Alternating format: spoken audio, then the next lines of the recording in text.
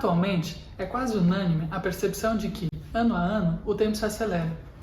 Se a tarefa do historiador é investigar as sociedades no tempo e no espaço, seria possível escrever uma história de como as pessoas viveram o tempo no passado?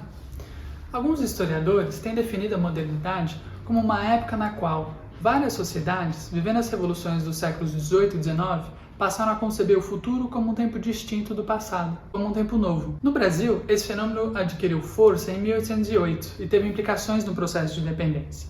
Eu e o Lucas analisamos facetas diferentes desse fenômeno sob a orientação do professor João Paulo Pimenta. A experiência deste novo tempo acarretou transformações significativas sobre a política. Com efeito, um novo espectro político surgiu, em que cada grupo ideológico se caracterizava por uma distinta maneira de se relacionar com o tempo. Tomemos como exemplo duas personagens, o Visconde de Cairu e Frei Caneca, ambos muito envolvidos no processo de independência do Brasil. O primeiro defendia que a sociedade nascente no Brasil deveria se construir à imagem e semelhança de uma família.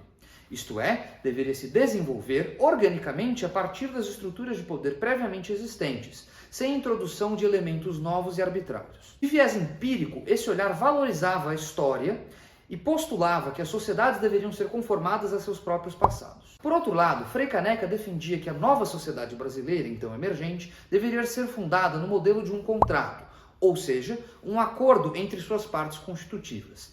Descolando-se da experiência e projetando-se sobre o futuro, essa visão veiculava expectativas de como a sociedade deveria ser. Da comparação desses dois discursos, constatamos que, nestas circunstâncias, a valorização da experiência desponta como uma característica do pensamento conservador, ao passo que o manejo das expectativas aparece como uma marca do pensamento progressista. Uma outra forma de investigar o tempo na independência é por meio da aceleração das comunicações. Hoje em dia, a gente está habituado com a instantaneidade da troca de mensagens e de notícias, mas no século XIX, o tempo de circulação de cartas e de jornais é o tempo de circulação das pessoas. Eu estudo a formação dos Correios do Brasil e, analisando as transformações das distâncias-tempo das correspondências, eu constato diversas acelerações dessas correspondências. Uma carta que antes demorava 15 dias para chegar do Rio de Janeiro a Minas Gerais passa a demorar 8.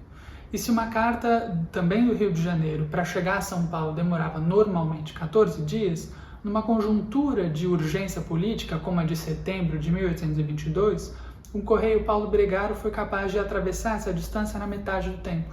Essas duas pesquisas, em conjunto, têm buscado demonstrar que o nascimento do Brasil como país se deu sob a vigência de uma nova temporalidade, cujos efeitos ainda se fazem sentir ainda em nossos dias.